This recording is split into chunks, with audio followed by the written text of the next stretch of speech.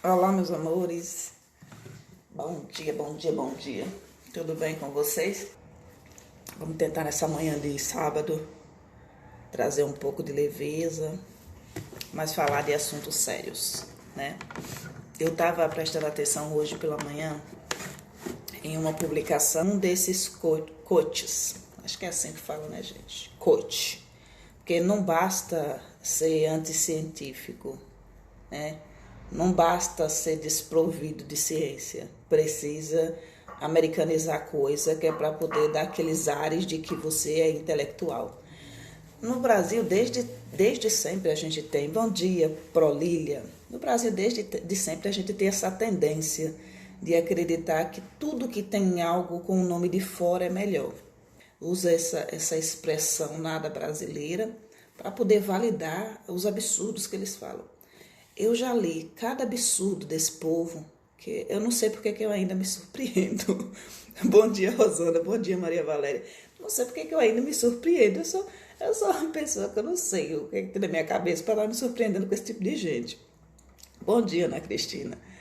A mulher vem me refutar a Organização Mundial da Saúde com achismo, né? E o povo parece que não consegue entender que fazer ciência não é simplesmente eu acordar num dia pela manhã, acreditar em alguma coisa e começar a escrever sobre essa coisa sem testar, sem avaliar. Isso não é ciência, gente. Ciência não é achismo. A ciência ela passa por um método para ser validado. Não é simplesmente, não, sou professora. Ok, sou professora.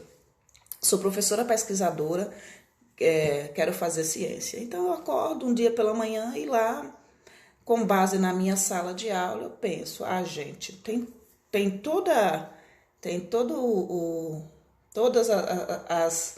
as condições de uma criança de 3 anos e meio aprender a ler e escrever. Ok, por quê? Porque eu vi uma criança minha de 3 anos e meio aprender a escrever. Então, ok, dei uma olhada na minha sala, observei o ambiente, observei a minha realidade, observei uma criança. Aí eu venho na rede social e começo a fazer uma defesa, né, de que todas as crianças conseguem aprender a ler e escrever aos 3 anos e meio de idade. Né? Me auto-intitulo coach, começo a encontrar pessoas que acreditam na mesma tese e essas pessoas começam a validar os meus achismos e elas começam a pagar pelos meus cursos dentro de uma pseudo-intelectualidade. Eu coloco um óculos na cara, começo a rotar o quanto eu sou importante, porque eu sou coach, e pronto, e as pessoas acreditam que isso é o suficiente para refutar estudos científicos, estudo da neurociência. É de um absurdo que a gente tem assistido. Você imagine uma rede social, o que é uma rede social? Uma rede social é um espaço onde você fala o que você bem entende, onde você destila o ódio que você quer, onde você coloca seus preconceitos à tona. E eu acho que se deixou muito de lado a questão da rede social e as pessoas trataram isso aqui como se não fosse nada. Isso aqui foi um espaço de anarquia. E o que é que a gente quer na sociedade? Uma anarquia? A gente quer na sociedade que todo mundo possa fazer ciência sem ser cientista. É isso que a gente quer. A gente quer que todo mundo, né, possa dar aula sem ser professor. É isso que a gente quer. Porque tem gente aqui dando aula sem ser professor. Tem gente aqui que não é professor de história, não é historiador, querendo dar aula de história. Né? Óbvio que, salvo uma ou duas pessoas, eles têm até condições de conseguir dialogar. Mas quem dá aula é professor, quem tem didática é professor, quem cobra por aula é professor. E a gente tem esse movimento coach, onde todo mundo se autoproclama coisa nenhuma, né? Porque não pode colocar professor fulano de tal. Embora a gente já tenha na nossa sociedade pessoas chamando de professor quem não tem nem ensino médio. Né? E a gente vem com esse movimento constante, né? Em que agora, acho que mês passado, o início do mês passado, a gente tem a questão do historiador ser uma profissão validada, e o presidente vai lá e veta. Não pode. É um negócio estranho para mim, que um historiador, né, que a questão da profissão do historiador seja algo que se questione e se vete, mas que esse bando de coach espalhado pela rede social possa falar a pior asneira que conseguir falar e fica por isso mesmo. É estranhíssimo. Agora mesmo, na questão da alfabetização e na educação, e até na educação infantil, nós temos quem, no Ministério da Educação, nós temos Nadalim. A gente tem, em contrapartida, Step Lagrossi, que tem a metodologia dela e a teoria dela validado em todo o país. O método pós-construtivista da Step Lagrossi já foi utilizado praticamente nos 4 cantos do país. A mulher entende profundamente da alfabetização e não apenas da alfabetização no espaço particular. A Step Lagrossi fala que toda criança pode aprender. E sim, a metodologia dela pede 100% de alfabetização. E toda vez que essa metodologia é aplicada dentro do espaço, com condições favoráveis, né? Porque tem a questão da estrutura, tem a questão do envolvimento do professor, tem a questão do envolvimento do gestor, tem a questão do amparo da Secretaria da Educação e do gestor público, né? Não adianta, não tem teoria que se valide dentro de um espaço onde a prefeitura não arca com custo nenhum, onde a Secretaria da Educação é alheia a tudo isso e onde o professor se mata sozinho. Não tem nenhuma teoria que dê para validar nesse sentido. O que é que acontece? Em lugar de você contratar para o MEC uma pessoa esclarecida como Step Lagrossi, você me contrata um Nadalim, que é um discípulo de um professor que não é professor. Uma pessoa que eu não estou criticando de hoje. Eu já vejo em grupos de homeschool há muitos anos, antes de vocês ouvirem falar desse nome, muitos pais em grupos de homeschool já colocavam essa pessoa como se fosse o suprassumo da alfabetização. Porque tem alguns pais no homeschool, óbvio que nem todos conhecem pessoas no homeschool que são espetaculares, pais maravilhosos e que têm um planejamento incrível para os filhos. Mas tem uma parcela no homeschool de pessoas que vivem dentro de uma bolha ideológica. E essas pessoas acreditam que podem comparar uma alfabetização individual de um filho em casa com um professor, aliás, num ambiente preparado, com material e estrutura, com consultoria.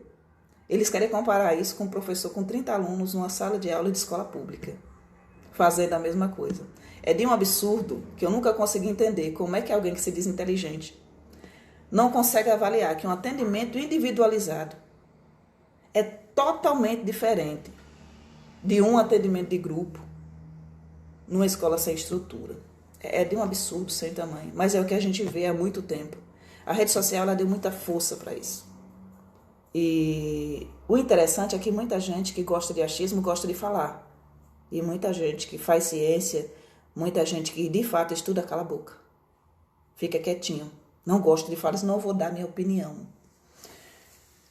E é complicado quando a gente passa a se calar. Maria da Cruz, às vezes me sinto inútil diante de tanto conhecimento ali. Conhecimento ali. É um conhecimento que não é conhecimento, gente. É senso comum. Existe o saber de senso comum e existe o conhecimento científico, né? O conhecimento construído. Existe a informação e existe conhecimento. Quando eu estava na universidade já tinha essa máxima. Eu tenho até texto aqui no Facebook sobre isso. Onde se falava que nós somos a sociedade, né, do conhecimento. Não sei se vocês já viram isso, acho que uns 5 anos atrás, 6 anos atrás, se falava que essa era a sociedade do conhecimento. Naquela época, não é hoje não. Naquela época eu questionava. Eu acho que nós não somos a sociedade do conhecimento. Nós somos a sociedade da informação. Tem informação a dar com pau. Informação a rodo. Informação o dia inteiro, 24 horas por dia, mas informação não é conhecimento, informação é informação.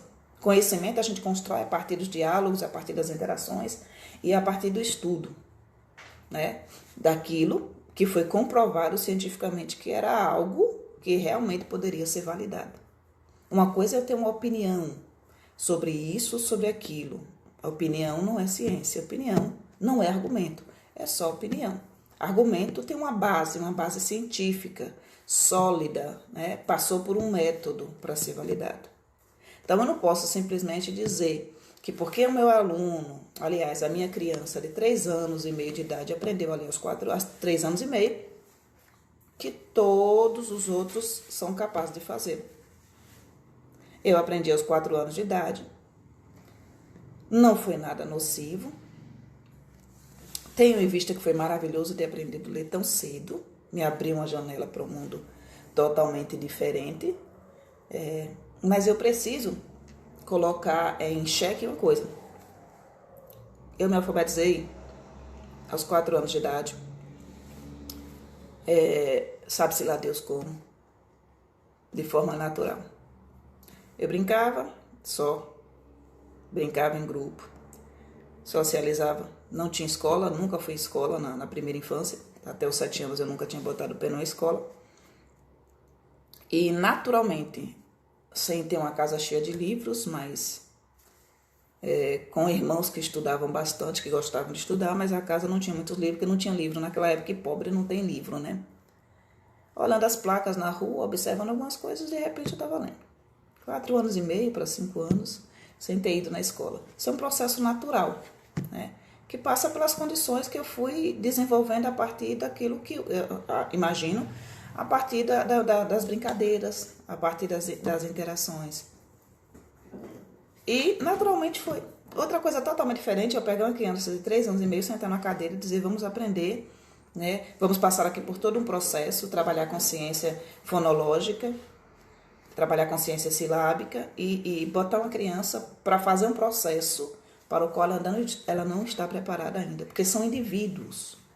Não é que eu vou botar todo mundo por tabelinha e dizer, se fulano que mora numa área residencial privilegiada, se alimenta bem, é estimulado desde criança, frequenta, né, os profissionais da área, tem o seu próprio pediatra, por exemplo. Agora eu vou comparar uma criança dessa, tem a sua própria babysitter, não é isso? Babysitter eu acho, sua própria babá, tem todo um trabalho de estimulação precoce. Aí eu vou considerar que essa criança está em mesmo grau que uma criança, por exemplo, que vive na periferia, mas que não vive em condições de brincadeira, que vive presa, que muitas vezes a mãe precisa fechar 2 crianças pequenas para conseguir sair para a rua para poder trazer a comida para casa. Não vou. É de um absurdo sem tamanho. Como é que eu pego a experiência de uma escola particular e eu quero aplicar essa teoria ao país todo? Isso é de um absurdo que não tem medida. É de um absurdo. E mais, querendo refutar estudos de Emília Ferreira, de Ana Teberoski, de Magda Soares, com um cara que não escreveu basicamente quase nada. Um cara que não faz ciência, um cara que não tem estudo científico. Como é que eu quero colocar nada além no porte de Emília Ferreira? É absurdo para mim. Não tem condições, não há a mínima condição. Alfabetizar 200 crianças num centro de educação infantil é muito pouco para a gente fazer isso. Ao longo de anos, é muito pouco para a gente fazer disso uma base, né, para a ciência e para a aplicação dessa teoria em todo o sistema nacional. Isso vai trazer um prejuízo para a gente sem tamanho.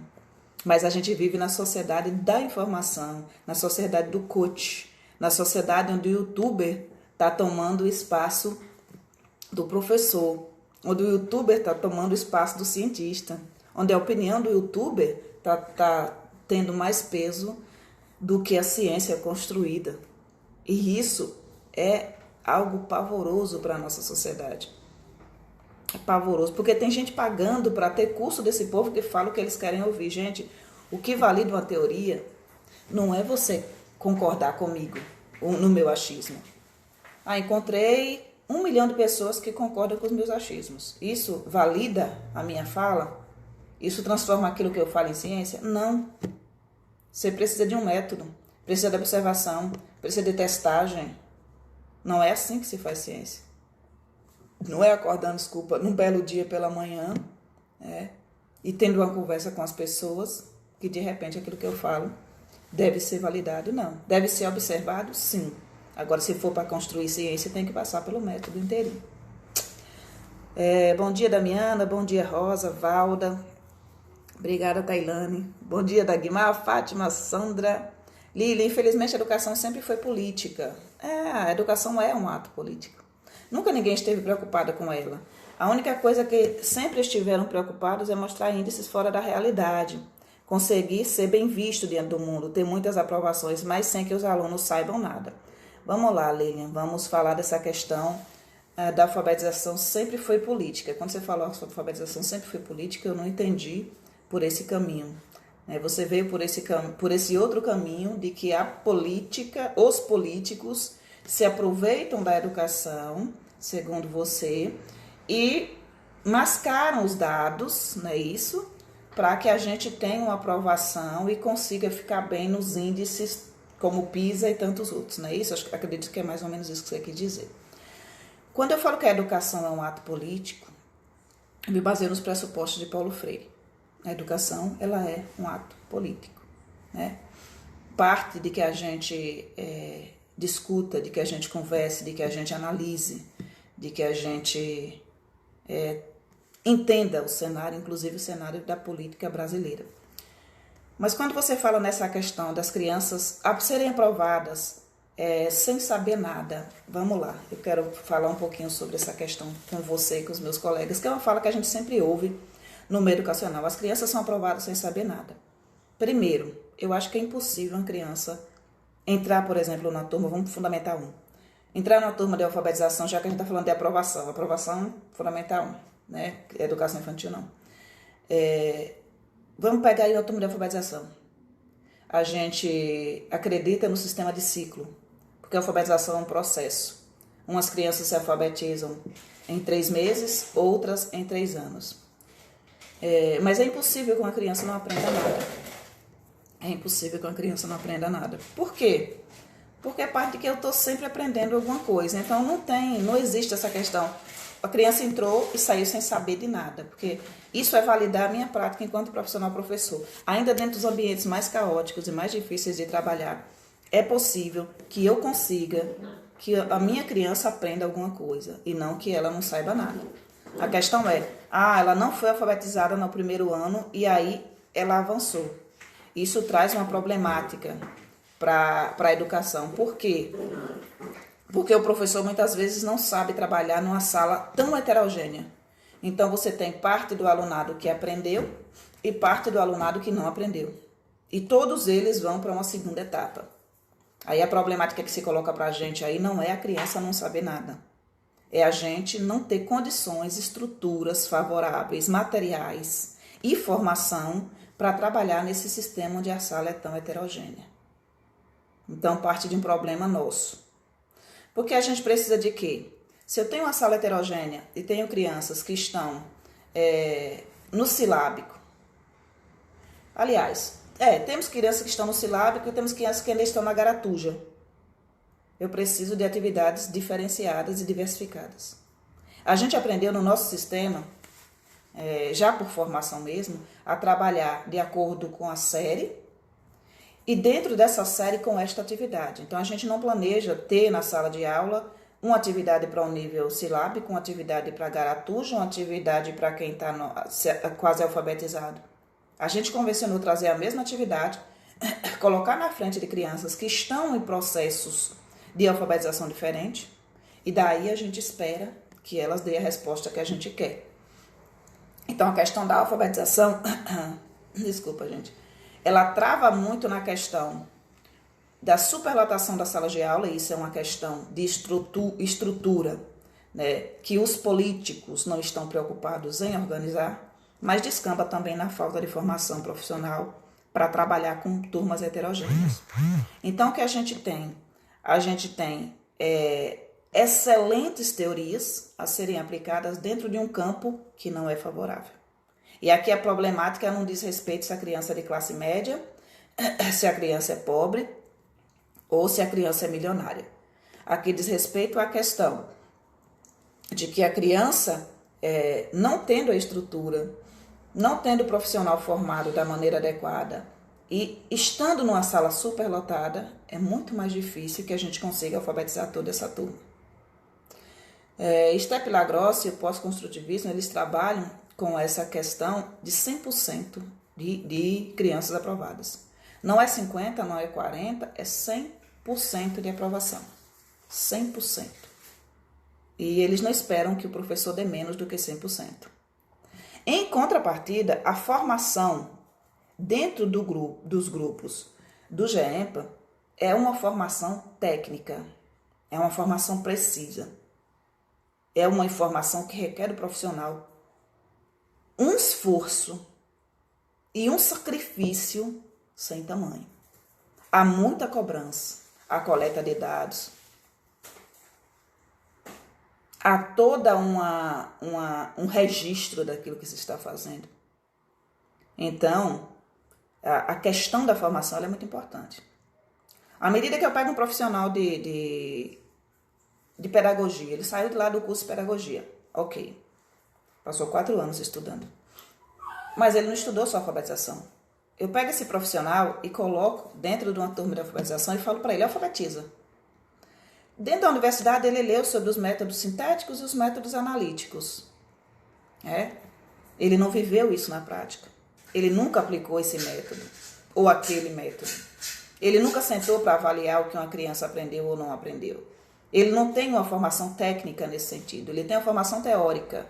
E talvez a gente esteja precisando na educação disso, de uma formação técnica, que mostre para os profissionais da educação essa metodologia sendo aplicada na prática. Eu acho que o que a gente chegou mais perto disso foi o PENAIC. O PENAIC, por que chegou mais perto por conta do PENAIC? Porque os professores se reuniam, traziam aquilo que eles estavam aplicando, traziam os dados, traziam as suas conquistas e os seus fracassos, se debatia, se analisava as sequências didáticas que estavam sendo propostas e alguém dizia, isso está sendo feito assim, e partiu-se do entendimento daquilo que estava sendo feito. O que até então, muitas colegas, até hoje, alfabetizam de acordo com o que elas aprenderam. Ou seja, senta aí, faz uma mistureba, pega o método silábico, traz para cá, conversa sobre isso, sobre aquilo, e como você não sabe, né, a quantas anda a criança, porque você não consegue identificar o nível que essa criança está, se ela está no silábico, no pré-silábico, você fica uma pessoa mais perdida do que segue em tiroteio, você tem um rendimento muito pequeno, e essa é uma realidade no nosso país, né, a formação do profissional, você tem um rendimento muito pequeno, poucas crianças alfabetizadas, e você às vezes acredita que as crianças que não se alfabetizaram é porque elas não querem. E muitas vezes as que se alfabetizaram, elas conseguiram naturalmente, como eu consegui aos 4 anos, porque elas já estavam num ponto, né, porque elas são estimuladas em casa, né, porque são crianças que têm um acompanhamento mais de perto. Então essa criança aprendeu.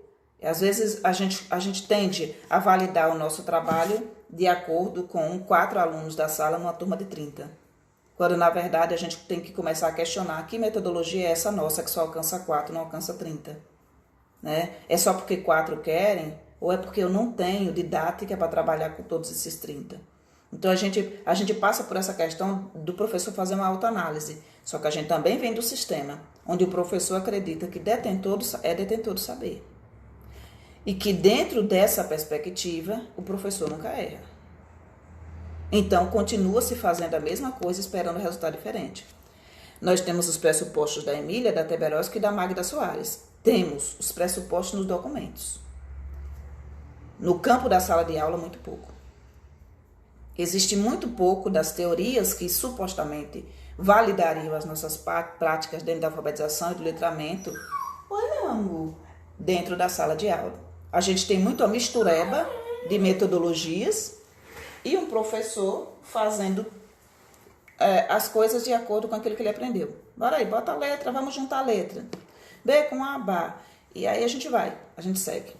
A formação do profissional professor de alfabetização é uma das coisas com que qualquer governo deveria ter se preocupado e deve se preocupar. Formação técnica. Não adianta criar teoria, jogar isso na mão de professores que, me desculpem, boa parte não gosta de ler, boa parte não lê.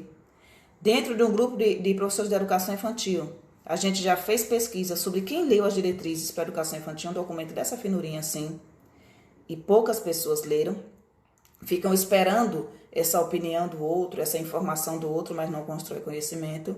Imagina um professor na área da educação né, da área da alfabetização, que nunca teve uma formação em alfabetização. O que aprendeu da alfabetização ficou dentro de um módulo de um curso da universidade. Não funciona assim, não é dessa forma. A mesma coisa, vou atuar em educação infantil. Acho que todo mundo deveria sair da universidade e entrar numa pós-graduação de acordo com a sua área de maior interesse. Sair da universidade, quero atuar em educação infantil. Deixa eu fazer uma pós em educação infantil. Quero atuar no ensino fundamental 1, nas séries iniciais. Deixa eu fazer aqui um curso, uma pós-graduação de alfabetização e letramento. Deixa eu dar prosseguimento aos meus estudos, né, de forma mais centrada naquilo que eu estou querendo desenvolver. Porque senão a gente fica o tempo inteiro colocando a culpa na teoria, colocando a culpa na ciência, sem observar como nós nos portamos diante disso. Trazer a alfabetização na perspectiva do letramento para a educação básica, sem o entendimento dessa teoria, é fazer de conta. É a mesma coisa que aconteceu com Paulo Freire. Paulo Freire acreditava numa educação dialógica. Eu trago para a sala de aula o diálogo, mas eu trago de senso comum. Até eu, muitas vezes, venho falando de senso comum. E aquilo vira um debate, um bate-boca, naquele momento, morre ali e acabou. Isso não é teoria de Paulo Freire aplicada em campo. Isso é um monte de gente falando um monte de achismos e a gente sem aprofundar conhecimento para construir, de fato, conhecimento. O saber de senso comum da criança, ele deve ser valorizado. Mas um saber de senso comum que nunca se torna um saber construído a partir de ciência, não vale de muita coisa, porque a gente vai ter na rede social esse monte de gente destilando opinião como se isso fosse ciência. Como se isso fosse argumento. E não é argumento, é só opinião. Mas as escolas contribuíram muito para essa ideia, pela falta de entendimento da teoria de Paulo Freire, contribuíram muito para essa ideia de que todo adolescente pode abrir um vídeo aqui e pode falar um monte de absurdo. E tem um monte de adultos, inclusive professores, seguindo o senso comum de determinado menino de 20 anos de idade, porque o menino está indignado falando um monte de abobrinha. Uma coisa é o saber de senso comum. Valorize-se esse saber, porque ele é um caminho, é um pontapé inicial. Agora, fazer disso algo superior à ciência é de um absurdo sem tamanho. Então, eu acredito que não existe no primeiro ciclo de alfabetização criança que não aprendeu nada. Existe a criança que saiu da garatuja e passou a outro nível. Criança que saiu do pré-silábico, chegou ao silábico. Criança que saiu do silábico, chegou ao alfabético. Mas não existe uma criança que não aprendeu nada. Eu acho que muitas vezes o que o professor quer é que essa criança entre aqui, já da educação infantil, no pré-silábico, e ela chega alfabetizada, né, em 3 meses. Mas para isso precisa um empenho muito forte dos profissionais da educação. Não tanto da família, mas dos profissionais da educação, porque quem alfabetiza somos nós. Quem deveria ter, como é que a gente fala? Quem deveria ter o conhecimento daquilo e como se faz aquilo é o professor e não o pai na casa dele, porque ele não é professor, professores somos nós. Então não existe essa questão, espero que a colega entenda, de que a criança não aprendeu nada. Existe a questão que a gente ainda avalia todas as crianças da mesma forma. Então a gente espera que todas as crianças da alfabetização terminem o ano, do mesmo jeito. E isso não vai ocorrer no ambiente que a gente tem, com a estrutura que a gente tem, com as salas superlotadas que a gente tem. Não é um problema em si apenas da formação do professor, mas é também da formação do professor. É um problema do sistema? Sim. É um problema dos gestores que não investem em infraestrutura? Sim. É um problema das famílias que abandonam seus filhos intelectualmente? Sim. Mas é também um problema da formação. A gente tem que fazer a nossa meia-culpa. Bom dia, Lucinha, Thaís, Andressa. Lilian, aprendi a ler com 4 anos brincando com meu pai, lendo embalagem de alimentos, A gente já vê até com letramento, Seu pai trazia essa questão social para o seu processo de alfabetização. Eu falo que a alfabetização ela é processo, não é algo pronto e acabado. E não pode ser feito de forma mecânica sem que a gente tenha prejuízo. Quando a gente traz o processo educacional apenas a observar a formação de letrinhas, e construção de palavras, esquece de cruzar isso com a realidade, a gente torna esse processo muito dolorido para a criança, porque ela faz algo em que não há sentido. Imagina eu entrar aqui para conversar com vocês e começar a falar de uma área totalmente alheia à nossa e que a gente não tem entendimento nenhum com termos técnicos dessa área. Você vai parar para você aprender algo da sua área. Você vai parar para tentar me entender e talvez você não consiga, porque você não entende os termos técnicos de outra área. Então, é muito difícil para uma criança que está juntando letras entender para que ela está juntando a letra se o professor não traz com base nisso, não traz textos, não traz a escrita no ambiente.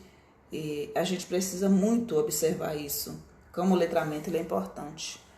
Obrigada, Suelma. Vânia, minha filha também aos 4 anos já estava lendo tudo. Vamos lá. Seguindo, ver se tem mais comentário.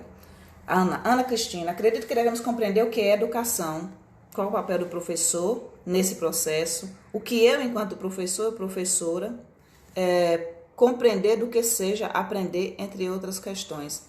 A gente precisa de compreendendo, né? Compreendendo o que seja aprender, entre outras questões. Eu acho que a gente precisa de professores que tenham boa didática, né?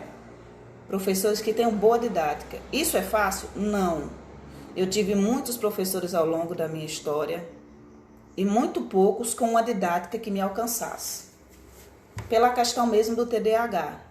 Você tem um professor que lhe alcance, é difícil. Por quê? Tem professor, por exemplo, que está falando e é muito lento. E a minha mente é muito para frente. Então o professor está falando e eu estou tentando antecipar. Outra coisa que me deixa extremamente desconfortável é o professor que passa o trabalho por pequenas etapinhas. Isso me deixa louca. Por quê? TDAH, eu preciso da estrutura do todo. Eu não posso vir com as coisas picadas. Eu preciso, por exemplo, estou sentado numa mesa e o professor quer que eu faça um projeto de artes. Eu preciso que ele me dê o cenário desse projeto. Olha, a gente vai fazer um trabalho de artes. Primeiro, a gente vai observar um quadro. Depois, a gente vai fazer a análise desse quadro. E depois, vocês vão fazer uma atividade. Isso é algo que me deixa estruturalmente e mentalmente mais calma. É como pegar uma ementa de um curso e me dar. E aí, eu vou fazer o curso tranquila. É como pegar a grade, né, a matriz de determinado curso e me dar. Eu vou ficar mais tranquila porque eu sei o que é que eu vou aprender. Me colocar sentada numa cadeira e dizer assim, olha, primeiro, olhe para essa tela. E eu sem saber para que eu vou olhar para a tela, a minha mente parece uma britadeira lá dentro. Então a gente trouxe a escola para um espaço mais inclusivo no sentido de, aliás, mais acessível, né? Você tem a acessibilidade à educação que você não tinha. Então, você tem que tratar com um tipo de aluno que era excluído. Uma criança TDAH seria excluída algumas décadas atrás. Uma criança com sei lá, dislalia, dislexia, seria excluída desse processo. Então, não é que essas crianças não existiam naquela época. Elas existiam. Elas só não entravam na escola ou não permaneciam nela. Entende? Então, a gente convencionou a falar que antigamente a educação era melhor. Por quê? Porque as crianças aprendiam mais rapidamente. A gente tem 2 pontos. Primeiro, a criança de alfabetização chegava na escola de um lar onde elas brincavam, onde elas interagiam com os primos dela, a sociedade era outra, e já chegava com 7 anos de idade. Ninguém chegava aos 3, aos 2 anos de idade na instituição para aprender, para ser alfabetizada. Esse é o primeiro ponto. O segundo ponto é, se eu tenho uma escola que não é para todos, eu vou lidar com uma problemática muito menor. Porque eu vou ter menos alunos, as dificuldades desses alunos praticamente não vão existir, porque eu vou excluir essas pessoas. E aí se passa essa impressão de que... Desculpa. Se passa essa impressão de que, não, as crianças antigamente aprendiam mais. Gente, se você pegar hoje a escola, Tira as crianças com déficit de atenção, tira as crianças com dislalia, tira as crianças com descalculia, tira as crianças que são mais, que tem TOD, tira as crianças que não conseguem comprar o lápis, que não, os pais não têm condições de arcar com os materiais escolares. A gente vai tirando essa parcela todinha, você vai ficar só com crianças que vão aprender. E isso não é, de fato, ter uma educação melhor. Isso é excluir do processo as pessoas que não aprenderam da maneira que você ensinou. Então, o que a gente tinha antigamente era um mascaramento de realidade. De modo que a gente passou décadas trabalhando a alfabetização de jovens e adultos. Se a gente tivesse, de fato, uma educação de qualidade no passado, como as pessoas falam, eu não teria tantas pessoas dentro de uma sala de alfabetização de jovens e adultos. A gente trabalhava com 30, 40 alunos em jovens e adultos. E parte ia ficando pelo meio do caminho, porque não se sentia preparado para isso. Então, excluir crianças do processo, em nada transforma a educação em algo melhor. A gente precisa alcançar todas, só que precisa que o sistema nos ampare para isso. Lilian, estou falando que quando o aluno chega lá na faculdade, muitos não sabem ler e interpretar. Lilian, a minha maior preocupação, de fato, não é nem o aluno que chega na faculdade e não sabe ler e interpretar. É o professor que sai da universidade sem saber ler e interpretar o mundo. E a gente tem bastante gente. A gente se preocupa muito em como pegar adolescentes e reprovar. Em como pegar crianças e reprovar. Eles estão num processo constante. A gente valida muito essa reprovação. Mas a gente questiona muito pouco os índices mínimos de reprovação em universidades particulares brasileiras.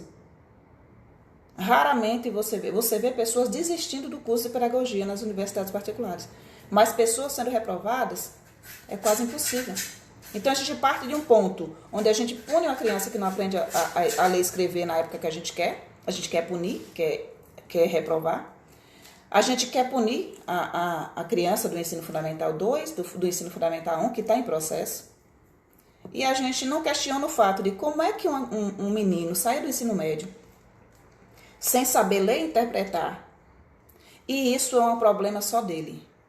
Não, não é um problema só dele. É um problema também do sistema, é um problema nosso enquanto profissionais professores. E não questiona essa questão só, por si só, porque é uma problemática muito séria. O que eu questiono é como é que um menino que não sabe ler, escrever e interpretar consegue entrar numa universidade pública, fazer um curso de pedagogia e sair de lá formado?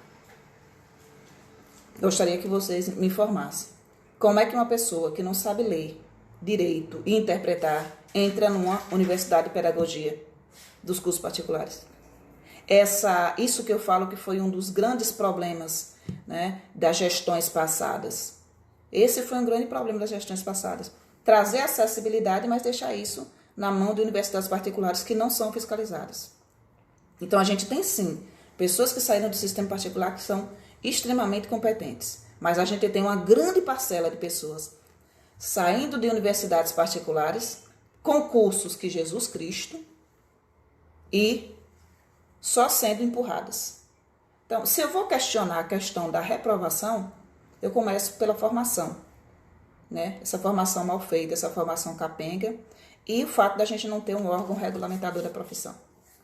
As pessoas saem do curso de advocacia, pode fazer o que quiser, mas vai ter que fazer uma prova na OAB. O professor sai da universidade particular, né? Muitos comprando TCC, infelizmente, a gente tem grupos de compra de TCC, compra e venda de TCC. Temos grupos de compra e venda de TCC aqui no Facebook, temos. E constantemente pessoas tentando vender e comprar. Alguém pode fazer o meu TCC assim, de uma forma escancarada. Não tem nada mais encoberto, não. Não é nada, não. Virou coisa comum comprar o trabalho. E isso, professores de pedagogia. Isso é inadmissível. Não se pode pensar isso como algo ético, porque não é. Lilian, PENAC é muito bom para os professores que têm uma boa base. Precisa de base. Quando eu me formei, nem se falava em educação infantil. Caí de paraquedas na educação infantil, tive que correr atrás e estudar muito. Essa é a questão. Se não tem estudo, se não tem formação continuada, como é que eu vou ser professor dessa etapa ou daquela? Sônia, bom dia. A gente fala um pouco sobre o home office para crianças de 1º ou 3º ano. Amor, isso vai depender de cada sistema, de como cada professor está fazendo. eu estou vivendo um período de observação, desculpa, de observação de muitas realidades, né? Tem professores de Goiás falando, professores do Rio de Janeiro, professores de São Paulo, professores daqui da Bahia. Existem algumas realidades em que isso é um paliativo mais ou menos. Desculpa. Existem outras realidades em que a gente caminha para um ponto de, tá bom, ou regular. Mas existem outras realidades em que as secretarias estão dando orientações vergonhosas. Uma secretaria dá uma orientação de se implementar um sistema, enviando a apostila para casa, e deixando para corrigir essa apostila quando voltar quando voltar da pós-pandemia, para mim é de uma vergonha sem tamanho. É uma secretaria que acredita que ensinar, que dar aula, é promover um amontoado de atividade que a criança não sabe para onde é que vai. Eu acho extremamente tosco uma secretaria pedir que um professor envie o material para casa, esse material seja respondido pela criança, ninguém faça vistas, ninguém analise e vamos pular para outra atividade. E por aí, isso não é dar aula, isso é fazer de conta. E a gente tem esses sistemas. Além de ser, para os professores que estão tentando implementar isso, de uma maneira que fique pelo menos bom, não é ótimo não, mas bom, os professores estão sofrendo o diabo. Estão sofrendo o diabo. Porque precisa partir de algo que eles não conhecem para fazer. Precisa de tecnologia, precisa de espaço. Eu estou aqui conversando com vocês, eu trabalho em home office a minha vida toda praticamente. Eu tenho mais de 10 anos que eu trabalho em home office. Né? Eu sei no que implica isso, né? Para a saúde mental, para a saúde física. Eu estou falando com vocês, olha só, tem hora que a luz está boa, tem hora que a luz bate aqui. Eu não tenho máquina, porque eu não trabalho com isso, então não trabalho com vídeos para enviar para outras pessoas, só faço live mesmo. É tudo do meu celularzinho. Então isso tem um peso para o celular, se eu gravo esse vídeo no celular e tudo mais. É uma realidade que, sinceramente, máximo dá para fazer uma revisão de conteúdos para poder ver se tira algum proveito disso. Para primeiro até terceiro ano. Acho que longe disso, sem um sistema, sem formação profissional, mais uma vez, sem formação profissional a gente não consegue fazer absolutamente nada que seja inquestionável, assim, por assim dizer. E a gente precisa de formação, né, Sônia? Maria, mas os encaminhamentos para profissionais específicos, quando se tem uma criança que demonstra uma possível dificuldade de aprendizagem naquele momento, da alfabetização é viável para um trabalho melhor? O problema do encaminhamento para isso ou para aquilo é que você descamba em um sistema que não funciona. Então, se eu tenho uma criança com TDAH, é necessário que essa criança passe seja encaminhado para outros profissionais. Entende? Só que a gente não tem. A gente, às vezes, não tem secretarias que dão conta de trabalhar com isso, com outros setores, para viabilizar isso. A eficiência. E você tem pais que negam, que não querem diagnóstico, que têm medo do diagnóstico, que não levam os filhos até esse lugar. Percebe a importância do psicólogo na escola e do assistente social? Porque a gente lida com demandas que não são da nossa área. Se você tem um psicólogo ou um psicopedagogo, que seria muito melhor, você tem alguém na escola que vai te amparar naquilo. Entende? Se vocês têm um assistente social e tem um pai ou uma mãe que se nega a trazer para a criança o atendimento especializado que ela precisa, você tem assistência social para fazer esse papel. A problemática da gente ainda está muito nisso. De a gente não ter na escola profissional de outra área atuando com a gente. Então não adianta ficar dizendo, porque a culpa é do letramento, a culpa é do Paulo Freire, a culpa é da alfabetização, quando não se cria sistemas funcionais, quando a gente está falando de educação para todos. Se a educação é para todos, a gente tem que pensar essas outras crianças. Senão, ela não é para todos. É só um faz de conta. Rosane, vou tentar, meu amor, deixar salvo. Elaine, então, o que fazer com um aluno que não é alfabetizado em um 5º ano e vai para o 6º ano? Não reprova? Elaine, quando você tem um aluno que chegou no 6º ano, sabendo que no 3º ano ele pode reprovar, e ele chegou ao 6º ano, aí já não é mais um problema do sistema. O sistema, ele trabalha com a questão de ciclo. E os ciclos são 3 séries e não 5. À medida que você pega uma criança que chegou no quarto ano e ela não aprendeu a ler e escrever, e você diz assim, vamos empurrar, aí já é um problema do sistema. Eu estava conversando certa feita com a colega e ela disse, Gi, eu acho que eu vou ter que reter fulano no terceiro ano, e eu chamei você aqui para você ver o que é que você acha. Será que vai ser muito ruim para ela ser retida? A turma que ela sempre andou vai passar e ela não. O que é que você acha? Retém, meu amor. Por que você vai mandar uma criança que não sabe ler e escrever para o quarto ano? Não manda. Retém, segura, você vai ser a professora novamente, faz o seu melhor. E eu cheguei até a mencionar. Tem criança que não aprende por estar na mesma turma. Já sofreu tanto bullying, já tem tanto colega dizendo que ele é burro, retém. Ela reteve 2 crianças. Falei, pode reter, é o melhor que você faz nesse momento para essa criança reter. Ela reteve essas 2 crianças no terceiro ano. E foi trabalhar. No quarto ano, quando chegou no ano seguinte, primeira reunião, encontro uma dessas crianças na rua e a gente vem conversando. E essa criança estava me falando que aprendeu a ler. O sorriso dela estava radiante, chega a vir aqui assim. Aprender a ler foi muito difícil. Ela dizia, foi difícil, meu Deus do céu. Mas a Pro estava sempre ali cobrando, né? Ela disse, eu chorei até, porque a Pro cobrava muito. Mas eu aprendi. Né? Uma menina que aprendeu. Por que eu vou empurrar para o quarto ano? Qual a necessidade? Por que eu vou empurrar para o quinto ano? Se eu já posso reprovar no quarto. Se eu já posso reter a criança. Se eu já posso. E mais, o que a escola tem feito nesse sentido? Eu estou vendo uma criança que não aprendeu no primeiro, que não aprendeu no segundo, que não aprendeu no terceiro. O problema é a criança só em si? O problema não é o sistema todo? O problema não é eu que às vezes não sei ensinar para essa criança que precisa de um fonoaudiólogo, né, que precisa de um profissional especializado, precisa de um psicopedagogo. O problema não seria esse? O problema não é de um coordenador que não sabe me orientar? O problema é só essa criança que chegou ao quinto ano e ao sexto ano sem saber ler? Quando você tem uma criança que chegou ao sexto ano sem saber ler, existe uma falha muito forte na estrutura. E a falha não é porque você não reprova no primeiro ciclo. A falha é porque você aprendeu a não reprovar e sai passando para poder se ver livre. Tem professor que atua sempre, por exemplo, no quarto ano. E aí você sabe, se você reter, você vai ficar com aquele aluno. Aquele aluno você não consegue ensinar. Aquele aluno, e eu falei para a colega também. O que você tem que observar é se essa criança não aprende por causa de você. Tá bom? Se é você que não sabe ensinar essa criança, ele aprenderia melhor com outro professor, que também tem essa questão. As crianças, elas aprendem diferente, nós aprendemos diferente. Tem gente que me escuta e me entende. Tem gente que me escuta e não entende nada. Entendeu? Então, a falha é no sistema. Eu vejo que uma criança tem dificuldade no primeiro, no segundo, no terceiro. Eu passo ela para o quarto, empurro ela para o quinto e jogo ela para o sexto. Entende aí? Reprova, sim. Reprova. Você chegou no quarto ano. Né? Tem que aprender de alguma forma. Mas para chegar no quarto ano fazendo garatuja, ou a criança tem problema de aprendizagem, ou a escola está sendo relapsa.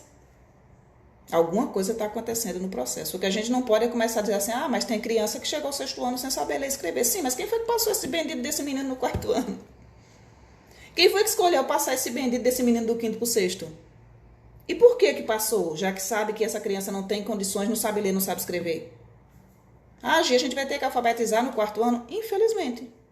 Ou a gente alfabetiza, ou consegue um psicopedagogo que entenda por que essa criança não aprendeu. Se é só falta de vontade. E muitas vezes é só empurra para poder se ver livre. Basicamente, a gente tem muito essa realidade. Desculpa, Lilian. Já tive aluno na 8ª série que não sabia ler nada, apenas conhecia o nome das letras e algumas sílabas simples. Sim, como é que chega lá? Como é que um professor do 5º ano empurra para o 6º? Onde que está escrito que você tem um menino, uma menina no 5º ano e você tem que empurrar esse menino para o 6º, para o 7º, para o 8º? Por que os professores estão empurrando? Isso é que eu me pergunto. Se você pode reter, por que você está empurrando? E mais, se você reteve e o conselho de classe passou, não é um erro da estrutura? O próprio conselho de classe está dizendo, tudo bem ele não saber ler e escrever. É um erro gravíssimo da escola. Porque é você que está avaliando o aluno do 5º ano, do 6º ano, do 7º ano, do 8º ano. Como é que você pega um menino, joga lá na 8ª série, hoje 7º ano, né? E você diz assim, não, é porque não tem jeito para ele não, vamos passar lá na frente, e lá na frente o negócio né, o mercado separa. Não é assim, né? Quando conversei sobre ele com outros professores, eles não tinham percebido. Como? Fiquei chocada com o que eu ouvi dos colegas. Como é que você não percebe que você tem um aluno na sua sala de aula que não sabe ler? Porque você não se atém a perceber. Por mais que a gente diga, gente, eu trabalho 2 turnos, eu trabalho 3 turnos, sim, gente, mas é um trabalho. É preciso fazer com qualidade. Eu não faço. Se eu trabalho 3 turnos e não dou conta de entender que tem um aluno meu na minha sala que não sabe ler, é uma dificuldade, né? Seguindo, Ana Calmon, como trabalhar com aula remota para criança de 5 anos? Trabalha de acordo com as recomendações do CNE.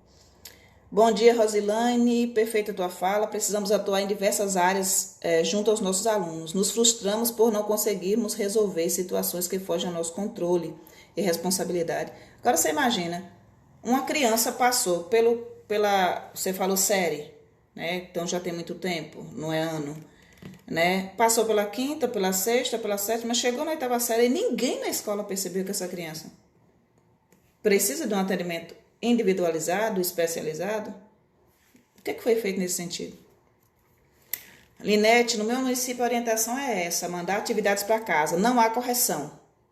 Só 60% dos alunos têm acesso à internet. Então, a proposta, segundo a secretaria, é manter o vínculo. Como é que você mantém vínculo? Qual a proposta de manter? Eu não entendo essas pessoas que falam que a gente vai quebrar vínculo se a gente ficar 2 meses sem falar com o aluno. Eu já tive períodos aqui de férias de 2 meses e ninguém quebrou vínculo nenhum. Não existe isso. Porque quando a gente voltar, vamos precisar fazer uma nova adaptação. É necessário que se faça uma nova adaptação. A gente vai começar do zero, basicamente. E que vínculo eu tenho com um aluno que está fazendo a apostila sozinho na casa dele? Se fosse para fazer assim, faz o livro. Pega o seu livro aí e segue correndo. Faça sozinho, se vire sozinho. Porque uma criança que está com a apostila da Secretaria da Educação, com o pai na casa dela que não sabe ler, sentada na frente de um caderno que ela não sabe ler, que vínculo é esse, minha gente? Eu quero saber o que é que se passa na cabeça desses secretários de educação para me fazer uma proposta dessa e me dizer que é para estreitar vínculo. Não é para manter vínculo. Basicamente é para conseguir lá na frente computar isso como carga horária. Então que a gente seja honesto. Estamos correndo atrás de levar uma apostila para que a gente possa computar pelo menos algumas horas na carga horária. Porque basicamente, para reorganizar o calendário. Porque basicamente isso não é nada inclusivo. Quando você tem 60% dos alunos que não tem internet e você manda uma apostila que não tem acompanhamento, que não tem correção, que não tem nada, isso é fazer de conta. Isso é fazer de conta. Rosane, concordo plenamente. Vejo tudo que você diz na instituição que eu trabalho. Infelizmente é isso que a gente tem. É isso que a gente tem. Aí depois a gente culpa Paulo Freire, culpa Emília Ferreiro, culpa Teberoski. É complicado.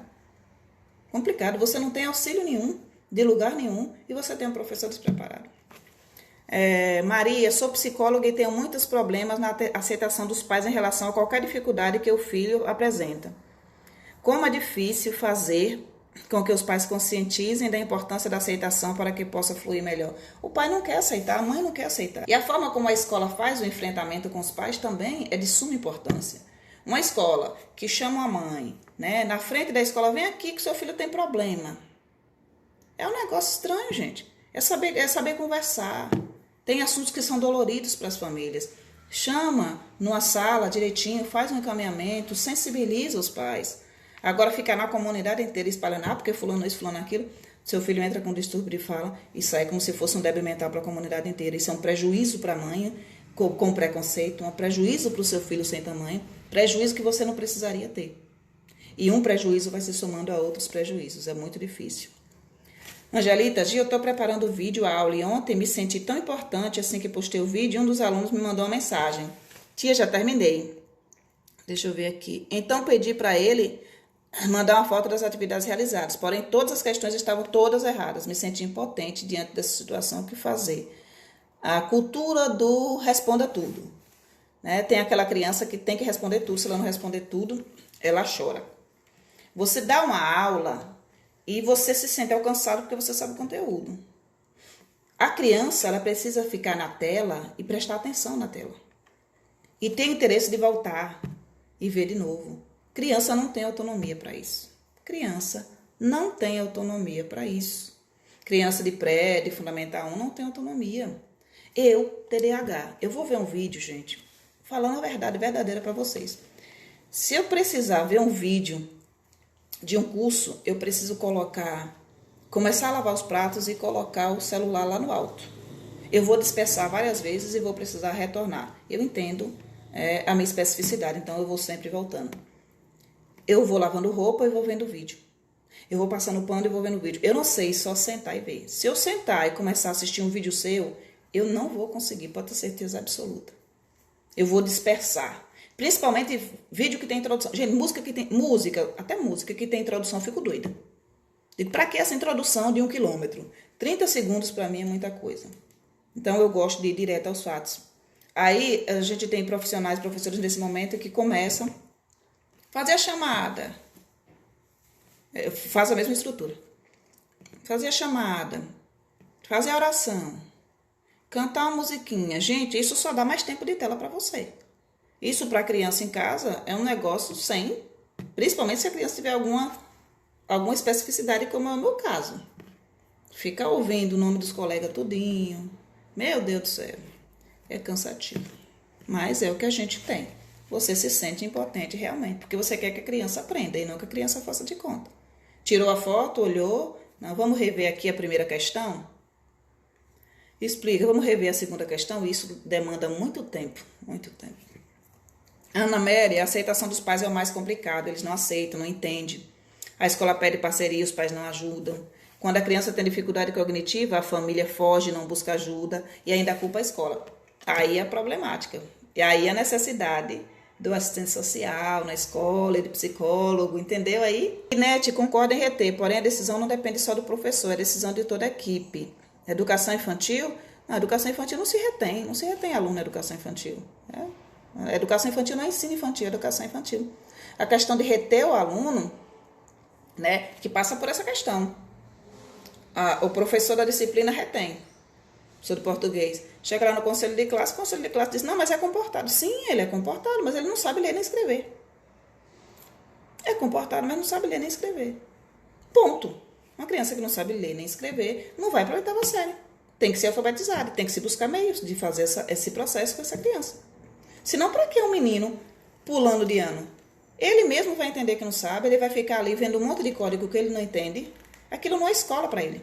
É faz de conta. Perde o interesse. Tá ali para quê? Ana Mary, minha escola já perdeu aluno porque a família não aceitou buscar ajuda de especialistas. Sim, aí entraria assistência social. Bom dia, Tatiana.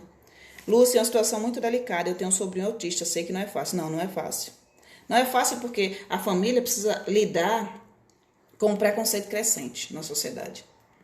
E vocês não sabem o quanto é dolorido lidar com preconceito em relação aos nossos filhos pequenos.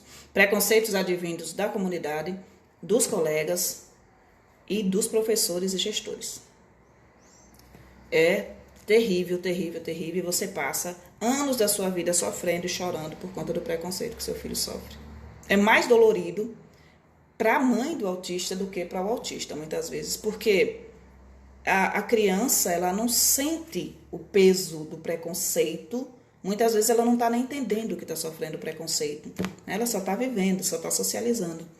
E a gente não, a gente entende os olhares, a gente entende as falas, a gente entende que tem mãe que fala que o filho não pode encostar no nosso filho, porque acha que é um menino que é uma doença contagiosa, entendeu? Então a gente passa por todos esses processos. Não é simplesmente, porque a família é isso. Precisa ter um olhar também para a família e pelo que a família passa. É extremamente dolorido.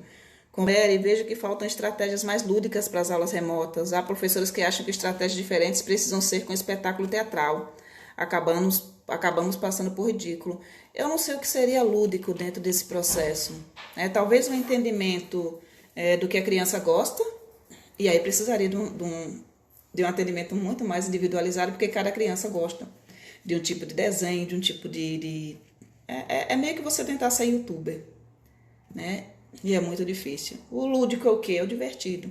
E o que é divertido para uma criança não é divertido para o outro. Prolília, tô te ouvindo costurando as máscaras. Que bom que você sabe costurar, eu não sei. Bena, bom dia, Gi. Meu filho tem 9 anos e não tem interesse nenhum nas videoaulas. Ele fica assistindo, batendo lápis, é impaciente. Eu tenho que voltar o vídeo e explicar tudo novamente. Desculpa. E acho que isso leva o seu filho para um espaço ainda maior de impaciência. Porque ele já ouviu e você está voltando para explicar de novo, explicar de novo, explicar de novo. Isso gera um estresse tão grande, tão grande, tão grande. Né? É difícil, gente, é muito difícil. Se o seu filho ele é impaciente, se ele não concentra, precisaria de aulas curtas. Precisaria picar o vídeo, né? Cortar esses momentos de bom dia, de apresentação e tudo mais. Deixa a apresentação, vai para o ponto X, pronto. Deixa ele ver 1 minuto e às vezes você pensa que a criança não está vendo, mas ela está. Por exemplo, o TDAH a gente consegue, a gente dispersa muito fácil, mas também a gente está se apercebendo de tudo ao redor. Eu estou aqui, ó, tem até que virar essa caderneta, porque a caderneta tá com o nome professor e eu estou lendo o nome professor o tempo todo. Né? Então eu preciso de uma tela em branca na minha frente. Até a cor da lateral me dispersa. Então é complicado, porque cada pessoa é diferente. E às vezes a gente faz um vídeo para todo mundo assim. Tá lavando roupa, Suelma? Rosilane, bem isso. Estou fazendo almoço e assistindo. Bem isso. Não paramos ou sentamos. A criança muito menos. A gente quer sentar a criança, botar o bumbum dela na cadeira e dizer assista. Porque senão você não vai entender. Né? Se a gente consegue prestar atenção enquanto lava roupa, enquanto lava um prato, a criança também pode. Vai depender da criança, né? Ana Mary, quando fazendo palestra e nos colocamos à disposição, aparecem os pais que as crianças não precisam. Muito difícil, trabalho em escola privada, fazemos palestras, nos colocamos à disposição, quem precisa não comparece. É sempre assim. Às vezes a família está num ponto de negação. Você nega para conseguir viver. Que é a mesma coisa da questão da ciência agora do Covid. As pessoas negam para conseguir ficar menos ansiosas e para sofrerem menos. E para isso elas também precisam de atendimento. Ivani, os professores de educação infantil estão resistentes em gravar vídeos para as aulas remotas. Como manter o vínculo afetivo se as crianças veem o professor pelo menos em um vídeo? Mais uma vez, voltando à questão do vínculo afetivo. Vamos lá. O vínculo afetivo, ele não se parte a partir do momento que eu deixo de ver uma pessoa. Se eu tenho um vínculo afetivo com a criança, eu vou continuar tendo esse vínculo. No momento que essa criança voltar e ela me ver e ela me reconhecer, a criança não sofre de amnésia. Não é de repente a criança parou de ver o professor, puf, acabou. Não sei mais quem é essa pessoa. Eu acho que não se configura assim. Né? Aí tem a questão, o professor precisa fazer videoaula para ser visto. O vínculo não se faz apenas com imagem. O afeto ele se faz também com a palavra, também se faz com o áudio, também se faz com a troca de informações. Né? A criança ela estreita vínculo com a gente fazendo um cartãozinho e dando pra gente. Então eu não acho que se parte vínculo. Se a gente fosse pensar assim, por exemplo, a gente diz assim, no final do ano, né, eu ensinei essa criança o ano inteiro. No final do ano essa criança vai ficar aí 1 mês fora da sala de aula. Ninguém pensa que esse vínculo vai ser perdido, né? Mas a gente vai retornar para a aula e essa criança não vai voltar pra gente, vai ir para outra professora. Totalmente natural. Se a gente vai ter que fazer toda uma adaptação quando essa criança voltar, que agonia é essa? Não vou perder a criança. Ninguém vai perder a criança. A criança ela tem vínculos afetivos reforçados na casa dela com a família dela. Ou deveria ter. A partir do momento que a gente acredita que por não estar na nossa presença a criança deixa de nos amar ou deixa de estar mais próximo da gente, eu acho que isso não é algo assim. Não acho que o professor tem a obrigação de fazer uma videoaula para a criança ver ele na tela e a partir dessa visão a gente ter vínculo afetivo. Né? Essa é a minha posição no momento. Lília, fui professora de português no Fundamental 2 por muitos anos e muitos alunos foram aprovados pelo conselho de classe sem saber ler. E os colegas diziam que eles iam bem nas outras disciplinas, não conseguia compreender essa situação. Uma criança que não sabe ler, como é que vai bem em outras disciplinas, né? Às vezes é só a questão mesmo de como é que fala? Ir de acordo com o sistema, que muita gente vai. Ana, há também casos que os pais, quando avisados para buscar ajuda, nos agradecem. Tem um autista que a família é super parceira. A criança está sendo uma excelente surpresa. Às vezes a escola ela consegue ter essa visão antes do pai e da mãe, né? Porque não está negando. É bem difícil. Marli, o que falar da cobrança exagerada ao professor por parte da família para que a criança aprenda, sendo que essa criança não tem um acompanhamento de sua família? Vamos lá, partindo do ponto de que, se a gente estiver falando de alfabetização, a criança não precisa ter um acompanhamento da família para ser alfabetizada, a menos que essa criança tenha dificuldade de aprendizagem e precise de um fonoaudiólogo, precise de um psicólogo, né? Mas de outra sorte, não. A criança ela vai ser alfabetizada a partir das metodologias ativas que o professor vai desenvolvendo. Se o professor não consegue alfabetizar 80% da turma, o problema não é a família. O problema é o professor que não está conseguindo. E ele não está conseguindo por quê? Porque não tem formação? Porque a sala dele é multisseriada? Porque ele tem mais de 30 alunos na sala de aula? Aí é outra questão. Mas quem alfabetiza é o professor. O GEMPA deixa muito claro isso, né? Que a função de alfabetizar é do professor. Então, ele não coloca nas costas da família nada disso. É o professor.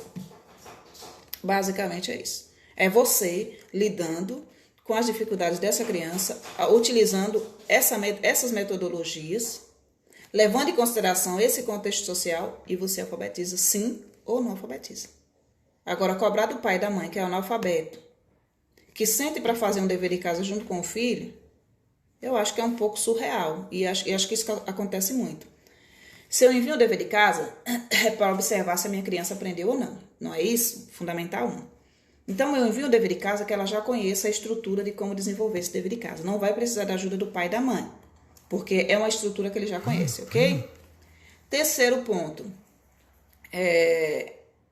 Eu preciso que ele realmente responda essa atividade da forma que ele sabe, e não da forma que o pai e a mãe estão ensinando. Isso não é reforço. Isso presta um desserviço maior do que um serviço.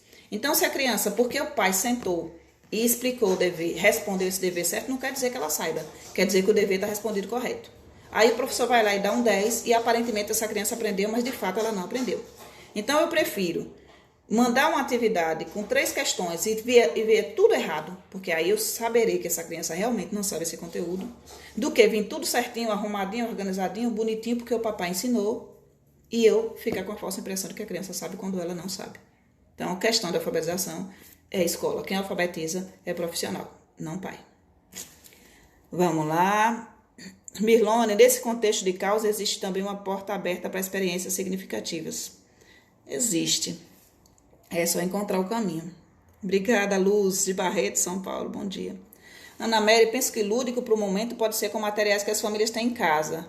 Sugerir, por exemplo, uma caixa de areia, né? Adaptar um tabuleiro com fubá. Muitas vezes é difícil saber como adaptar. Muitas de nós estamos acostumados a seguir o roteiro. Precisamos mudar nossos olhares. Então, Ana Mary, você vem na perspectiva de Base Nacional Comum Curricular, de propor experiências, né? E aí a gente está muito acostumado com esse termo lúdico, né? Propor experiências em casa. Nem sempre a aprendizagem ela é divertida. Aprender é dolorido. Aprender é difícil, principalmente no Fundamental 1. Aprender a ler e escrever não é um processo confortável.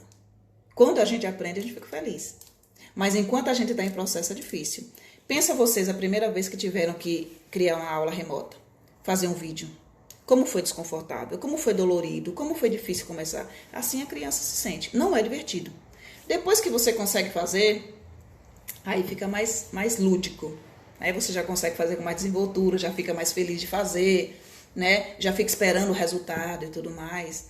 Então é isso. Propor experiências em casa é seguir a BNCC e seguir as recomendações do CNE. Não é nenhuma questão de ser um professor lúdico, é ser um professor que segue as orientações. Se você é um professor que não segue as orientações, aí complica. Mirlone, podemos promover qualidade de tempo da criança junto aos responsáveis a partir da atividade sugerida? Sim, mas para que essa qualidade de tempo seja promovida, é preciso que tenha uma família que atue no sentido de realizar as propostas. Se a gente não tem uma família que atue, a gente não tem nada. A gente falou na nossa live, né, tá lá no canal do YouTube, no Ideia Criativa Educa, sobre isso. Né? O professor, nesse momento, orienta experiências. Os pais têm que promover. E os pais têm que entender isso. Quem promove nesse momento é você. Educação infantil. Rosilaine G, certa vez encaminhei uma criança da minha turma para o psicólogo no município. Veio o laudo, o problema está no contexto escolar, sendo que a família não foi ouvida, tampouco eu, enquanto professor, como profissional, chega a essa conclusão. Difícil, ela jogou para o contexto a problemática, ou seja, resolvo. A gente tem profissionais e profissionais em todas as áreas, né? Então, o profissional que faz um atendimento individualizado de determinada criança e que já tem uma visão preconceituosa, como eu conheço gente da escola, da educação, essa criança não tem nada. Às vezes a criança realmente não tem nada, só é malcriação mesmo, né? E se a criança não for observada no contexto escolar, como é que eu posso dizer que o problema é o contexto escolar, entende? Mas o profissional psicólogo não vai sair daí para ir para a escola. Às vezes o problema é o contexto familiar. Então, conversar com os pais para saber que limites é dado a essa criança seria importante. E ouvir o profissional, o professor também. Só que não há essa conversa. Adriana, a metodologia ativa nos recursos da tecnologia. Essa é uma questão que se coloca para a gente praticamente todos os dias. Como é que a gente trabalha com metodologias ativas, né, dentro de aulas remotas? Como é que a gente trabalha com qualquer coisa dentro desse sistema de aulas remotas? De que forma a gente faz? Né? É o que eu falava agora há pouco. A gente faz o quê? Como que a gente faz? A gente está lá na casa da criança? Não. A gente está sentada com a criança? Não. A gente propõe. Se você é professor de educação infantil, você propõe. Conversa com o papai e com a mamãe. Papai, mamãe, estou propondo isso aqui. Preciso que vocês façam e me dêem o feedback. Se os pais e as mães não querem trabalhar ativamente com essas crianças, partindo de experiências, partindo de contexto, você não tem nada que você faça que dê certo. Se você não tem uma estrutura familiar nesse momento que lhe ampare, você não tem mais nada. Mais nada.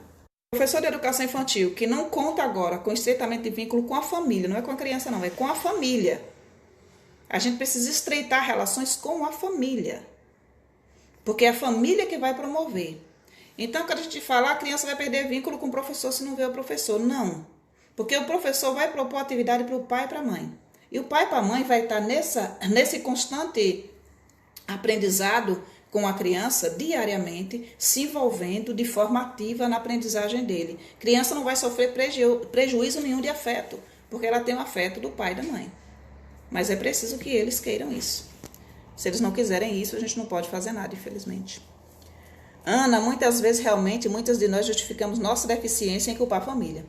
Eu já ouvi de colegas quando fazia minha graduação que não deu conteúdo porque não tinha recebido o livro. Difícil um profissional fazer o livro de muleta.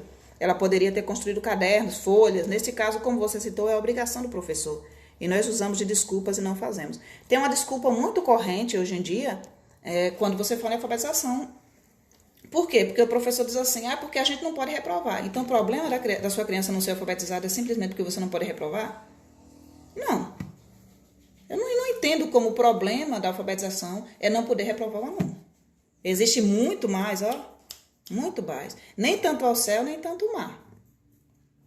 Reprovar uma criança de 7 anos de idade, porque ela não aprendeu a ler, porque você não alcançou ela, porque ela não teve acompanhamento psicológico necessário, porque ela está numa sala com 30 crianças, aí você pega toda a carga, a culpa é da criança. Não, a culpa não é da criança. Toda criança aprende. E o GEAMPA veio aqui para o município para provar que toda criança aprende. E os professores saíram com 90%, 100% de aprovação. É possível fazer, mas é preciso que o professor seja técnico e que o sistema dê o suporte. Agora, botar a culpa na criança pequena... Laura, os professores que não estão fazendo live, mas que tem que enviar blocos de atividades, muitas colegas têm dificuldade para alinhar as atividades no requisito formatação. Às vezes não dá, é difícil você alinhar qualquer coisa nesse sistema, gente, é o que eu estou falando. É fazer de conta muitas vezes, ou é você buscar fazer uma experiência. Isso é um ensino de experiência. A gente está buscando uma experiência. Vou fazer essa experiência aqui e ver se dá certo. Pode dar certo nesse contexto e não dar certo naquele.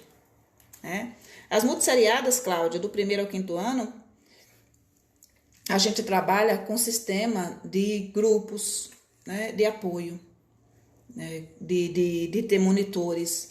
A gente pega os que sabem menos e coloca junto com os que sabem mais. Mas geralmente o que se faz? Se separa os que sabem menos, botar tudo num canto, os que sabem mais no outro canto, né?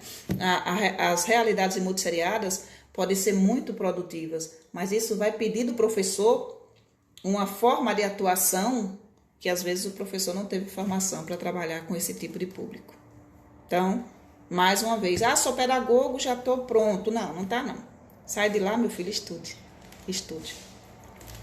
Estela, essa deve ser a fala de todos os professores de educação infantil, propor atividades e vivências. Isso, se seguir a BNCC, é o Conselho Nacional da Educação, né? Então, coleguinhas, muitíssimo obrigada para vocês. Quem quiser propor contação de história, a gente tem um livro em PDF lá no nosso site, ideacriativa.org. Passa lá, dá uma baixada lá no nosso livro. No nosso canal, a gente tem lives sobre BNCC e sobre tantas outras coisas. Ana, gostaria de compartilhar uma atividade que encantou os alunos de um pré de minha escola. Trabalho cores, fez um experimento e conseguiu envolver tanto que o pequeno de 5 aninhos fez sozinho. A mãe filmou e postou nas redes sociais. Esta colega sempre encanta com atividades maravilhosas. Que bom que a gente teve uma devolutiva boa. Elaine, Gi, você concorda com a aula remota? Para Fundamental 1 a gente fala de aula, para Educação Infantil não existe aula. A gente citou isso numa das nossas lives, Pedagogia de Projetos, está lá no canal Ideia Criativa Educa. A gente tem um paliativo nesse momento, a Educação Infantil não dá aula, né? Nós temos crianças, então não damos aulas.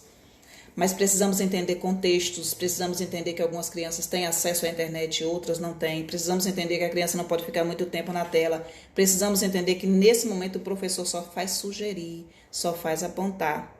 Enquanto a gente estiver entendendo a educação infantil como espaço de aula, já existe uma problemática aí, porque os documentos oficiais não falam de espaço de aula. A gente não parte do ponto de ter aula na educação infantil.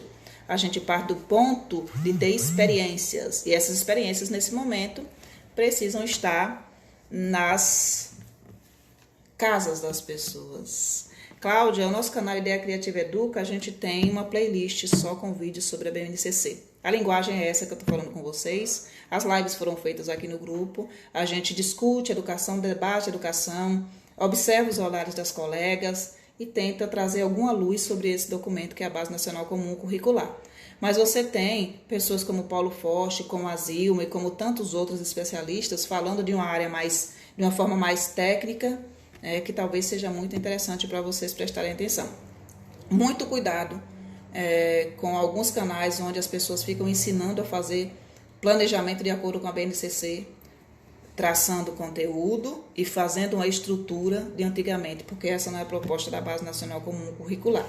Inclusive, a gente fez um vídeo sobre essa questão da separação dos campos de experiência, para que a gente entenda que não se pode fragmentar isso, que não são disciplinas e que não é para ser trabalhado separadamente. Agradeço muito vocês, agora eu vou tomar café. Como eu falei para vocês, acordei tarde. Beijão e até mais.